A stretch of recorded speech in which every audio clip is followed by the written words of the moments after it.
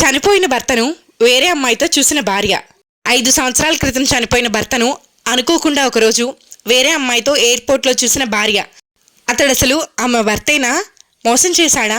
అసలు ఏం జరిగిందో తెలియాలంటే స్కిప్ చేయకుండా వీడియో ఎండ్ వరకు చూడండి. హలో అందరికీ, welcome to world. Please like, share and subscribe to our channel Hassu and Jassu. Sneha, Krishna ఇద్దరికి 6 నెలల క్రితమే పెళ్ళయింది. ఇద్దరు చాలా అన్యోన్యంగా ఉండేవారు. ఇద్దరి మధ్య ఎలాంటి గొడవలు లేవు. ఇద్దరు చాలా ప్రేమగా ఉండేవారు.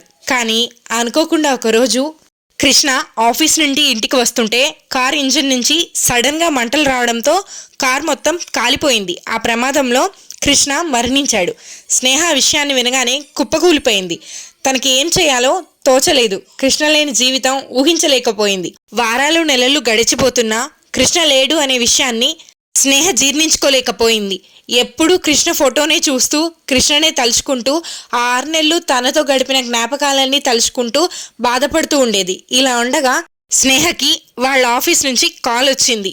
అమెరికాలో అర్జెంట్ ప్రాజెక్ట్ వర్క్ ఉంది, నువ్వు తప్పకుండా అక్కడికి వెళ్ళాలి అని మేనేజర్ ప్రెజర్ చేయడంతో కాదని చెప్పలేక స్నేహ తప్పక అమెరికాకు బయలుదేరింది. స్నేహ ఇంకా ఆ షాక్లోంచి బయటకు రాలేదు. అమెరికాలో ప్రాజెక్ట్ వర్క్ పనిలో మునిగిపోయింది. కొంతకాలం అక్కడే ఉండిపోవాల్సి వచ్చింది. స్నేహ మెల్లగా కృష్ణ జ్ఞాపకాలకు దూరం అవుతూ ఉంది. ఇప్పుడిప్పుడే ఆ బాధ నుంచి తేరుకుంటోంది. అలా 5 సంవత్సరాలు ఇట్టే గడిచిపోయాయి.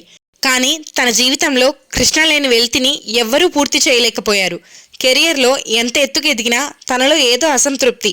ఇలా ఉండగా తాను వెళ్లిన ప్రాజెక్ట్ పని ఇంకా మిగిలిన పనులు పూర్తవడంతో ఇండియాకి తిరిగి వస్తోంది స్నేహ. హైదరాబాద్ హెడ్ ఆఫీస్లో రిపోర్ట్ చేయాలి. హైదరాబాద్కి డైరెక్ట్ ఫ్లైట్ లేకపోవడంతో ముంబై ఎయిర్పోర్ట్లో కనెక్టెడ్ ఫ్లైట్ కోసం వెయిట్ చేస్తోంది.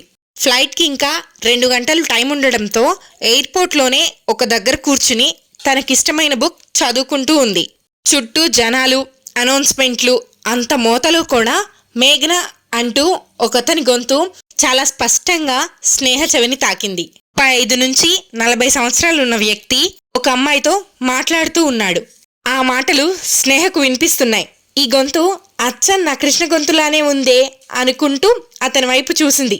గొంతు కృష్ణలాగానే ఉండటం కాదు, మనిషి కూడా అచ్చుగుద్దినట్టు కృష్ణలాగానే ఉన్నాడు. ఆ మాట, ఆ నవ్వు, ఆ గొంతు మొత్తం అచ్చుగుద్దినట్టు కృష్ణలాగానే ఉన్న అతన్ని చూస్తూ షాక్లో అలా ఉండిపోయింది స్నేహ. స్నేహ మనసులో ఎన్నో ప్రశ్నలు. నా కృష్ణ చనిపోలేదా? బ్రతికే ఉన్నాడా? అయితే ఇంతకాలం నా దగ్గరికి ఎందుకు రాలేదు అనుకుంటూ అతన్నే అలా చూస్తూ ఉండిపోయింది. కానీ అతను మాత్రం స్నేహను పట్టించుకోకుండా తను ఎవరో తెలియనట్టు అక్కడి నుంచి వెళ్ళిపోయాడు. అతనితో పాటు ఇంకో అమ్మాయి కూడా ఉంది, ఒక చిన్నపిల్లాడు కూడా ఉన్నాడు. వాళ్ళెంతో ఆనందంగా కనిపిస్తున్నారు. అతడు తన ముందు నుంచి వెళ్ళిపోతున్నా స్నేహకి ఏం చేయాలో అర్థం కాలేదు. అతను కృష్ణ కాదా ఏంటో తెలియక అలా చూస్తూ ఉండిపోయింది. అసలు అతను కృష్ణేనా? కృష్ణ చనిపోలేదా? ఒకవేళ కృష్ణే అయితే ఆ అమ్మాయి ఎవరు?